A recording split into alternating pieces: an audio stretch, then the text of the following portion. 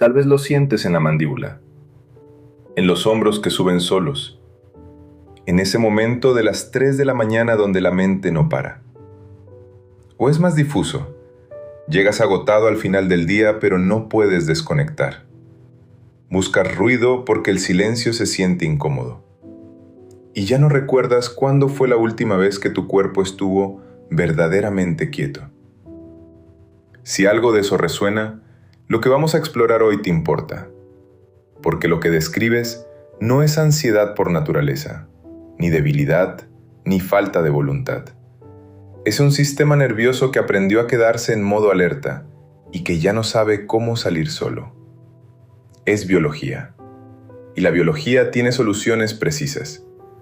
Hoy vamos a explorar juntos dos herramientas que actúan directamente sobre ese mecanismo, no sobre los síntomas, sobre la raíz. La primera, una forma específica de respirar que activa el nervio vago, el cable maestro entre tu cerebro y tu corazón, y empieza a cambiar tu fisiología en minutos con evidencia de estudios controlados. La segunda, el silencio. Un estudio publicado en la revista Heart demostró que 2 minutos de silencio relajan el sistema nervioso más profundamente que la música diseñada específicamente para relajar. Hoy vamos a entender por qué y cómo aprovecharlo. Ninguna requiere equipo. Ninguna toma más de 10 minutos. Vamos. Probablemente has escuchado el consejo más repetido del mundo cuando alguien está estresado. Respira profundo. Y tiene sentido que exista ese consejo. La gente que lo da no está equivocada del todo. Pero hay algo que esa frase deja fuera, y ese detalle cambia todo. Porque el problema no es la profundidad, es el ritmo.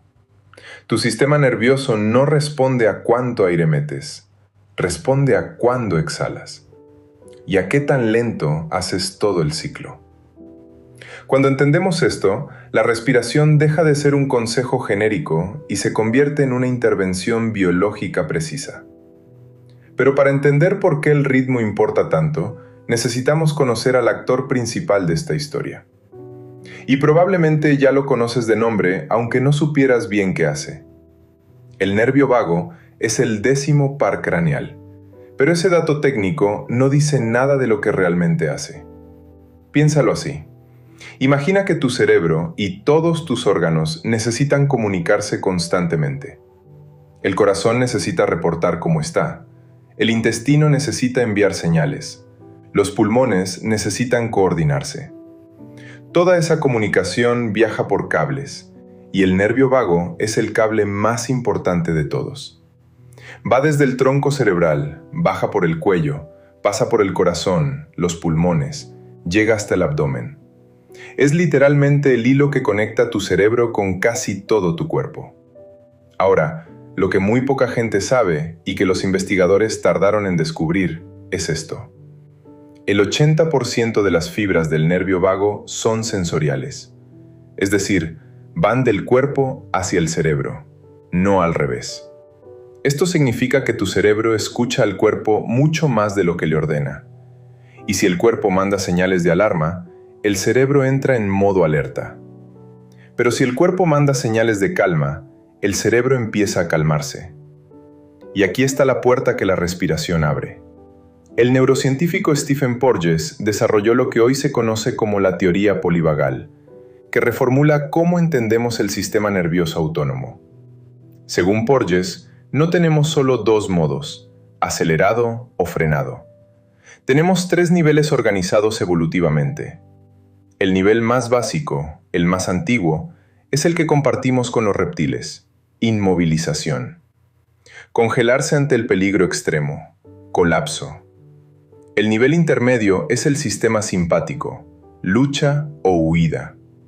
El que nos acelera, nos pone en alerta, eleva el cortisol. Muy útil cuando hay un peligro real. Muy costoso cuando está encendido permanentemente sin emergencia real. Y el nivel más reciente, el que nos distingue como mamíferos sociales, es el sistema vagal ventral, la calma activa. Cuando este sistema está al mando, el corazón late a un ritmo pausado.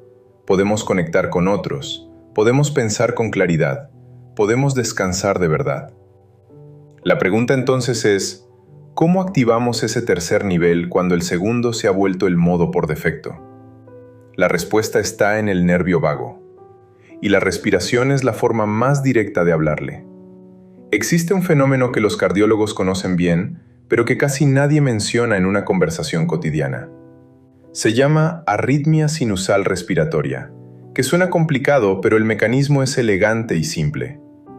Cuando exhalas, el nervio vago envía señales inhibitorias al nodo sinoauricular del corazón. Ese es el marcapasos natural del corazón. Las señales del vago hacen que el corazón lata un poco más lento durante la exhalación. Traducción: cada vez que exhalas, tu cuerpo tiene la oportunidad de activar el freno. Ahora imagina lo que pasa cuando respiras de manera acelerada, superficial, torácica, como respiramos la mayoría cuando estamos bajo presión. Las exhalaciones son cortas, frecuentes, incompletas. El vago apenas tiene tiempo de enviar su señal.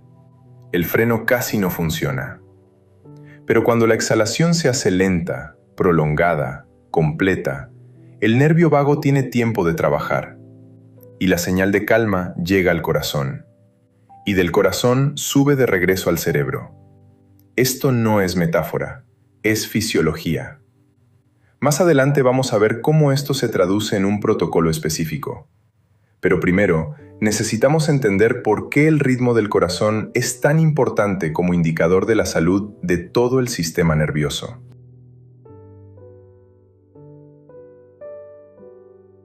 Hay un dato que muchos no conocen y que cuando lo entienden, cambia cómo ven su propio cuerpo. El corazón sano no late como un metrónomo. No es boom, boom, boom, a intervalos exactamente iguales. Los intervalos entre latidos varían constantemente, aunque sea en milisegundos.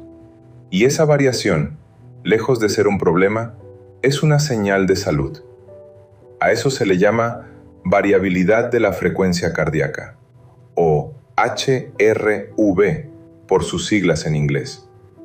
Y se considera hoy uno de los marcadores más confiables del estado del sistema nervioso autónomo. Una HRV alta significa que el sistema nervioso es flexible, que puede pasar de la alerta a la calma con facilidad, que tiene reservas. Una HRV baja significa rigidez autonómica. El sistema está atascado en alerta, le cuesta bajar. Lo relevante para nuestra conversación de hoy, la HRV tiende a disminuir con la edad y se deteriora más rápido en personas con estrés crónico. Para alguien entre los 45 y los 65 años, con años de presión acumulada, la HRV suele ser más baja de lo que debería. Y eso tiene consecuencias. Menos capacidad de recuperación, más fatiga, más dificultad para dormir profundo. La buena noticia es que la HRV responde directamente a la respiración consciente. Y hay un estado específico que queremos alcanzar. El Dr. Rollin McCraty y su equipo en el HeartMath Institute llevan décadas estudiando un estado fisiológico particular al que llaman coherencia cardíaca. No es un concepto metafórico, es medible. Cuando la respiración se sincroniza con los ritmos naturales del corazón y la presión arterial, el patrón del latido deja de verse irregular y adopta una forma sinusoidal suave, como una ola. En ese momento, el sistema cardiovascular, el sistema nervioso y el sistema hormonal empiezan a trabajar en sincronía. En un estudio de 1998, con 45 adultos sanos, entrenados en estas técnicas durante un mes, el equipo de McCraty documentó resultados que vale la pena conocer con exactitud. Los participantes mostraron una reducción promedio del 23% en los niveles de cortisol, la hormona del estrés, y los niveles de DHEA, una hormona vinculada a la vitalidad y la función cognitiva que naturalmente declina con la edad, aumentaron en promedio un 100%. No es un suplemento, no es un procedimiento médico, es un patrón de respiración sostenido durante semanas. Y el umbral para activar ese estado de coherencia no es de horas.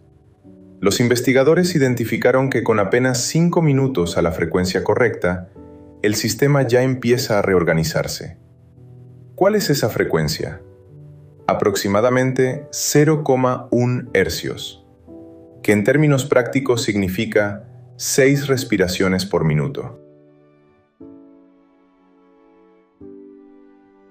Antes de explicar los pasos, vale la pena detenernos un momento aquí. Este protocolo no se llama respiración profunda. Se llama respiración de resonancia o coherencia de resonancia, porque lo que busca es que el corazón y los pulmones oscilen al mismo ritmo, creando resonancia, como cuando dos péndulos empiezan a sincronizarse espontáneamente si están en la misma habitación. Un estudio de 2023 de Rutgers University, liderado por M. E. Bates y colaboradores, utilizó resonancia magnética funcional para ver qué le pasa al cerebro durante este tipo de respiración. Lo que encontraron es que aumenta la conectividad funcional en la red autonómica central, que incluye regiones clave para la regulación emocional y la cognición ejecutiva. En términos simples, el cerebro se organiza mejor, se vuelve más eficiente. Y Xiaoma y su equipo de la Universidad Normal de Beijing, en un ensayo controlado aleatorio publicado en Frontiers in Psychology en 2017, asignaron a 40 adultos a un grupo de intervención respiratoria o a un grupo control durante 8 semanas. El grupo que practicó tuvo reducción significativa de cortisol y mejora medible en la atención sostenida. Con esto en mente, vamos al protocolo paso a paso. Paso 1. La postura de seguridad. Siéntate con la espalda recta, pero sin rigidez. No tiene que ser una postura perfecta de meditación. Puede ser en una silla, en el coche estacionado, en el borde de la cama. Los pies planos sobre el suelo, las manos sobre los muslos o el abdomen. Esta postura no es estética. Cuando el diafragma tiene espacio para moverse libremente, la respiración llega más profundo. Y el tronco encefálico recibe señales posturales de no hay amenaza inmediata. El cuerpo lee la postura. Paso 2. El foco cardíaco. Antes de empezar a controlar el ritmo, lleva tu atención al centro del pecho, el área del corazón. No para pensar en el corazón, sino para sentirlo. Sentir el calor en esa zona, o simplemente mantener la atención ahí. ¿Por qué? Porque el cerebro tiene un problema crónico, la red neuronal por defecto, que es el sistema que se activa cuando no hacemos nada específico, y que en muchas personas es básicamente una máquina de rumiación. Para callarla, necesitas anclar la atención en alguna sensación del cuerpo. El pecho es particularmente efectivo porque tiene receptores propioceptivos sensibles al nervio vago. En términos simples, poner la atención en el corazón ayuda a activar justamente el sistema que queremos activar. Paso 3. El ritmo 5/5. Aquí está el núcleo del protocolo. Inhala suavemente por la nariz contando mentalmente hasta 5 segundos. No fuerces, no infles. Simplemente deja que el aire entre de manera fluida. Exhala suavemente también contando hasta 5 segundos. Por la nariz o con los labios ligeramente fruncidos, lo que se sienta más natural. Sin pausa entre inhalar y exhalar. Sin apnea. Una ola continua. Sube 5, baja 5. Eso da 6 respiraciones por minuto. El 0,1 hercios que los investigadores identificaron como la frecuencia de resonancia. Un detalle crítico sobre la exhalación. La exhalación debe ser completa y relajada, no forzada. Es en la exhalación donde el nervio vago trabaja con mayor intensidad. Si la cortas, si la apresuras, si la controlas demasiado, pierdes parte del beneficio. Imagina que el aire sale como suspiro suave, no como quien sopla una vela. Paso 4. Mantener el ritmo durante 5 minutos. No 1, no 2. 5 minutos es el tiempo mínimo para que los ritmos cardíaco y respiratorio se sincronicen y alcancen el estado de resonancia. Los primeros 2 minutos pueden sentirse artificiales. El sistema nervioso está acostumbrado a otro ritmo y tarda en adaptarse. Eso es normal. No es señal de que no funciona. La respiración de resonancia es especialmente efectiva en 3 momentos, como transición al trabajo o a cualquier demanda cognitiva. 5 minutos antes de empezar algo que requiere concentración. En lugar de llegar ya acelerado, llegas con el sistema calibrado. En crisis de mente acelerada, cuando los pensamientos están en loop y no puede salir. El ritmo 5/5 no detiene los pensamientos, pero sí cambia la fisiología que los alimenta. Es como bajar el volumen del amplificador. Antes de dormir. El cortisol tiene un pico natural nocturno que interfiere con el sueño profundo. 5 minutos de respiración de resonancia antes de cerrar los ojos reduce ese pico y facilita la entrada en el sueño más reparador. Los obstáculos más comunes que se pueden encontrar son los siguientes. Me falta el aire con 5 segundos. Es más común de lo que parece. El sistema nervioso simpático hiperactivo acorta los ciclos respiratorios por defecto. Empieza con ritmo 4/4 y aumenta medio segundo por semana hasta llegar a 5/5. No hay prisa. La mente se me va a los 1000 lados. Bien, eso significa que el sistema está haciendo lo que siempre hace. Cuando notes que te fuiste, regresa al conteo y a la sensación en el pecho, sin juicio, sin frustración. La práctica no es no distraerse, la práctica es regresar. ¿Cuánto tiempo para ver cambios duraderos? La investigación es consistente. 6 a 8 semanas de práctica diaria para que el tono vagal basal mejore de manera permanente. El efecto agudo lo vas a notar desde las primeras sesiones, pero el cambio profundo en cómo responde tu sistema nervioso al estrés requiere ese tiempo. Es trabajo, pero es trabajo que funciona. La respiración consciente trabaja de abajo hacia arriba, desde el cuerpo hacia el cerebro. Estabiliza el corazón, activa el nervio vago, manda señales de calma hacia arriba. Pero hay otro frente que también necesita atención. El cerebro también tiene su propia carga. El procesamiento constante de estímulos, el ruido que entra sin parar, la fatiga de tener que atender todo el tiempo.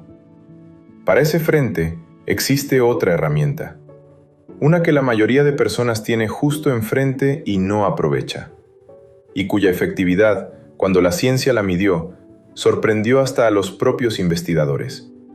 Vamos a explorarla.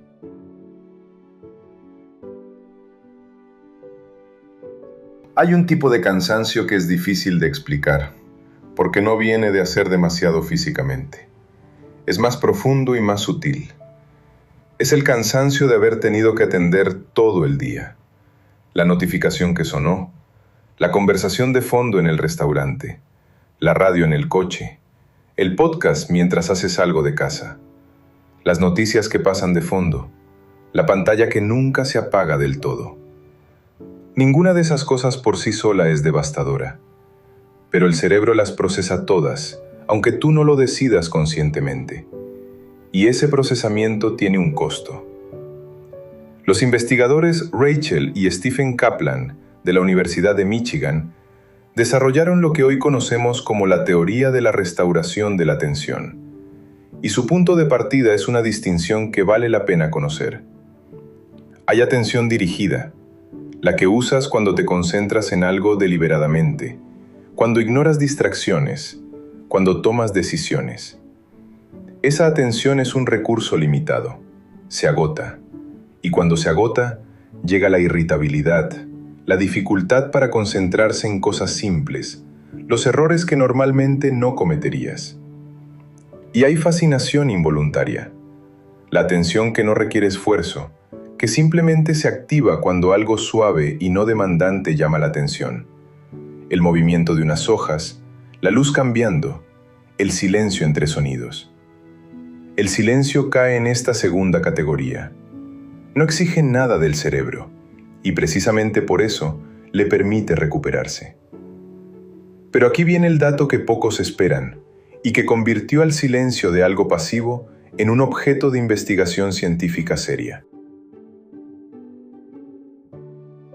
En 2006, el doctor Luciano Bernardi de la Universidad de Pavía y colaboradores de la Universidad de Oxford publicaron un estudio en la revista Heart que originalmente buscaba responder una pregunta diferente. Bernardi quería saber qué tipo de música era más efectiva para reducir el estrés cardiovascular. Para eso, hizo escuchar a 24 participantes distintos estilos musicales: música clásica, música rápida, música lenta, silencio. Y para medir los efectos de transición entre piezas, insertó pausas de 2 minutos de silencio entre cada fragmento musical. Esas pausas eran metodológicamente necesarias, no eran el objeto de estudio. Pero cuando el equipo analizó los datos, encontró algo que no esperaba. Los momentos de mayor relajación fisiológica no ocurrían durante la música diseñada para relajar, ocurrían durante las pausas de silencio. La frecuencia cardíaca caía, la presión arterial bajaba, la frecuencia respiratoria se desaceleraba. Y estos indicadores no solo volvían al estado basal de reposo, caían por debajo de él. Para entender por qué, necesitamos hablar de un mecanismo que los neurocientíficos llaman efecto de contraste de arousal. En neurociencia, arousal es el nivel general de activación del sistema nervioso. ¿Cuánto está encendido el cerebro en un momento dado? Cuando hay estímulos sonoros, incluso suaves, el sistema nervioso mantiene un nivel de arousal ligeramente elevado. Está en escucha activa, aunque sea de fondo. No está en alerta máxima, pero tampoco está en reposo completo. Cuando el estímulo desaparece abruptamente y llega el silencio, el sistema nervioso experimenta un rebote compensatorio, como si hubiera estado sosteniendo algo leve y de repente lo suelta. La caída es más profunda precisamente porque venía de un estado de ligera activación. Esto explica por qué el silencio de 2 minutos después de música fue más efectivo que la música relajante por sí sola. Y este hallazgo tiene una implicación práctica que cambia cómo pensamos en el silencio como herramienta. Las microdosis de silencio intercaladas en entornos de ruido moderado son más efectivas que el silencio prolongado y estático. No necesitas un retiro de silencio de 3 días. Necesitas 2 minutos de silencio estratégicamente ubicados a lo largo del día. El impacto del silencio no es solo cardiovascular. Hay investigación sobre lo que ocurre en el tejido cerebral mismo, aunque aquí es importante ser precisos sobre lo que sabemos y dónde están los límites de la evidencia. En 2015, Imke Kirste y su equipo del Centro de Terapias Regenerativas Dresden, en Alemania, publicaron un estudio en Brain Structure and Function con resultados que generaron mucha atención. Expusieron ratones a diferentes condiciones sonoras: silencio, ruido blanco, música de Mozart, sonidos de crías.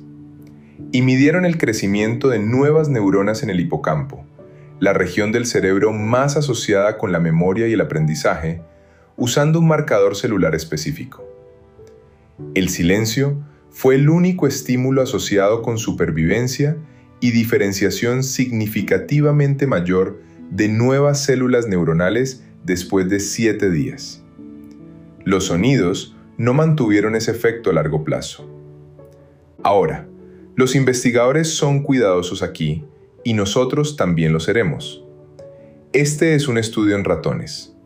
El salto a humanos requiere evidencia adicional.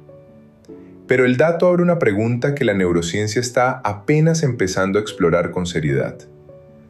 ¿Podría el silencio regular ser un factor en la salud cognitiva a largo plazo? Lo que sí podemos decir con certeza es que la carga cognitiva del ruido tiene consecuencias documentadas y que el silencio las revierte. Hay un sistema del cerebro que se activa cuando no estás haciendo nada específico, cuando no estás concentrado en una tarea, cuando tu mente vaga, cuando miras al techo sin pensar en nada particular. Hay una red de regiones cerebrales que se enciende, la red neuronal por defecto, o DMN por sus siglas en inglés. No es una falla, es un sistema diseñado para procesos importantes: reflexión sobre uno mismo, planificación del futuro, integración de memorias, comprensión de los demás. El problema es que en muchas personas, especialmente en contextos de estrés crónico, la red neuronal por defecto se hiperactiva y se sesga hacia la rumiación, hacia el loop de pensamientos negativos, la conversación que salió mal, el problema que no tiene solución inmediata, el futuro amenazante. Esa película que se repite en la mente mientras tratas de dormir. Ese es la red neuronal por defecto, trabajando en modo disfuncional. Aquí hay una distinción que vale la pena hacer con cuidado, porque mucha gente las confunde. Meditar es una práctica activa. Hay una técnica. Hay algo que estás entrenando: la atención, la observación, la ecuanimidad. Requiere esfuerzo. Un tipo de esfuerzo específico, pero esfuerzo al fin. El silencio restaurativo es diferente. Es pasivo.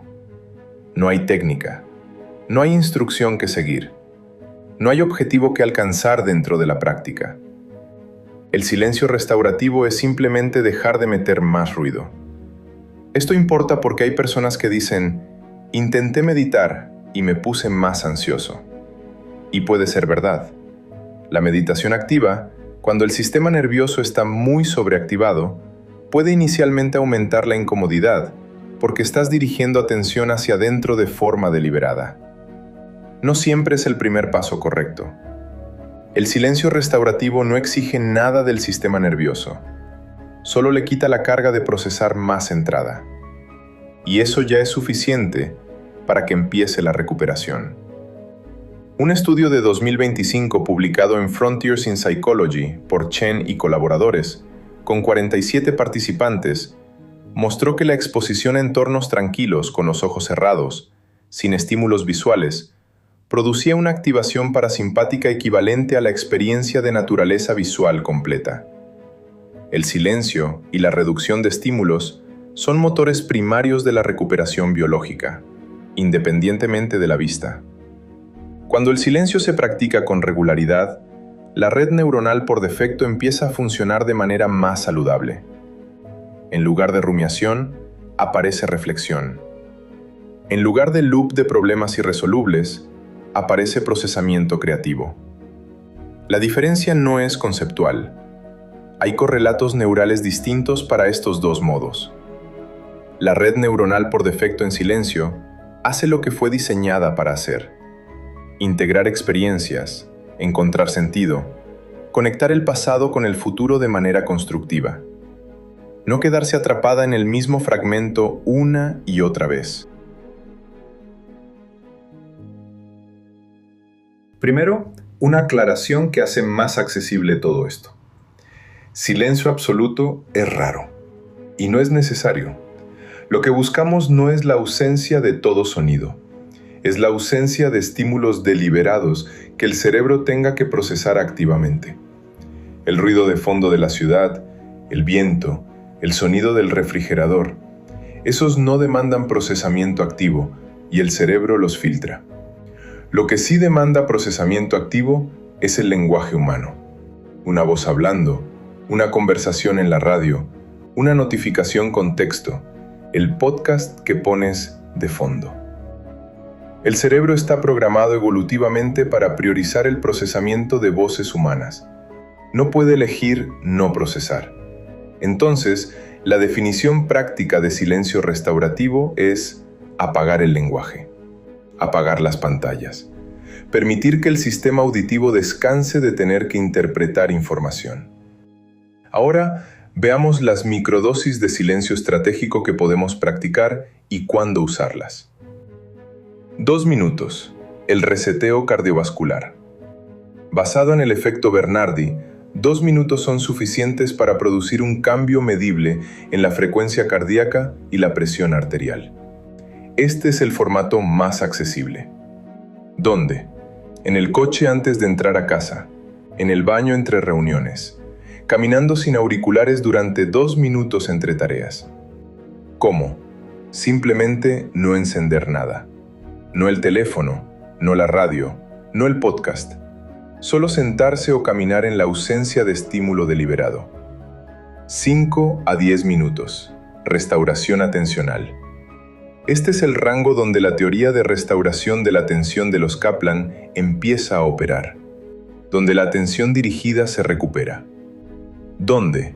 Los primeros minutos del día antes de encender cualquier pantalla. Sentado con café en silencio, en un parque, con los ojos cerrados, escuchando lo que hay pero sin seguir ningún estímulo deliberado. Al despertar, el momento más infravalorado. Los primeros 5 minutos después de despertar, el cerebro está en un estado de transición entre ondas cerebrales teta y alfa, un estado naturalmente receptivo, plástico, de baja resistencia.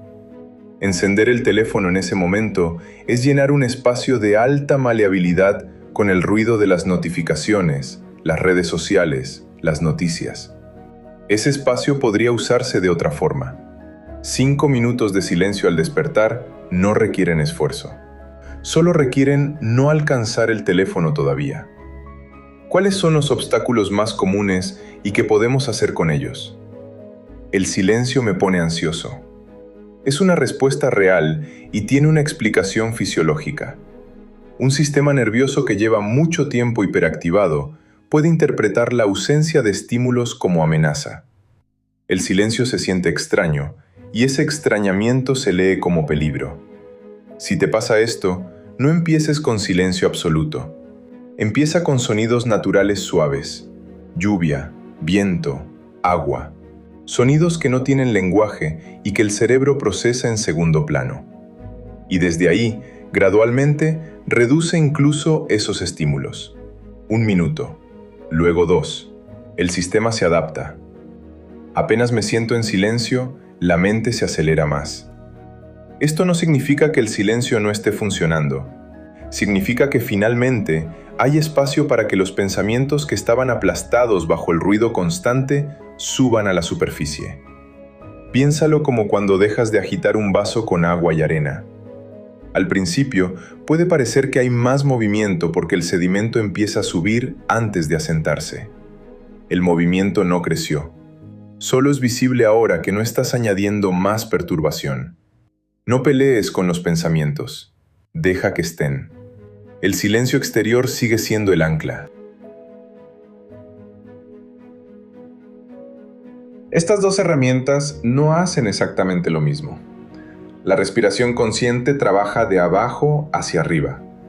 Toma la fisiología periférica, el corazón, los pulmones, el nervio vago, y a través de ellos manda señales de calma hacia el cerebro.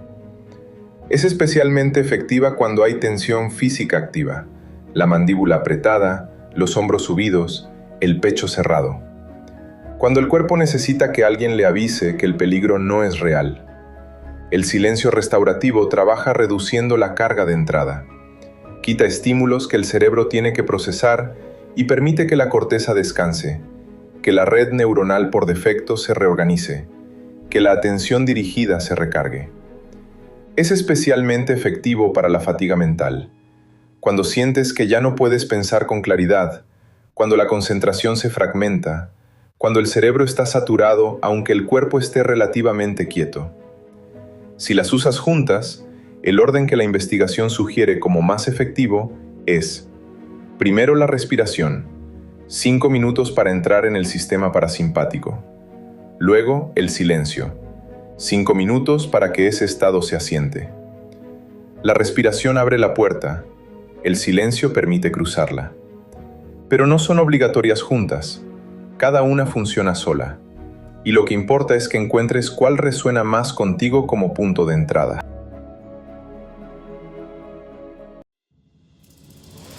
Hay algo que vale la pena imaginar por un momento. Un sistema nervioso que ya no gasta energía en alerta constante. Una mente que puede concentrarse en lo que importa sin fragmentarse a los 5 minutos. Un cuerpo que llega a la cama y realmente descansa, no solo se apaga. Eso no es una promesa vacía. Es lo que la investigación documenta en personas que practican estas herramientas con consistencia. Cortisol más bajo, HRV más alta, atención restaurada, sueño más profundo. Cambios medibles, cambios reales. No van a ocurrir en una sesión, pero sí van a ocurrir. Y lo que hace especial a estas dos herramientas no es solo que funcionen, es que están disponibles ahora mismo, sin costo, sin equipo, sin permiso de nadie. En un mundo donde casi todo lo que promete bienestar te pide algo a cambio, estas dos son tuyas completamente. Empieza con la que más te llame. Mañana en la mañana, 5 minutos de silencio antes de encender cualquier pantalla. O esta noche, 5 minutos de respiración 5 sobre 5 antes de cerrar los ojos. Pequeño, consistente, tuyo. El sistema nervioso que describes hoy no tiene que ser el de dentro de 2 meses.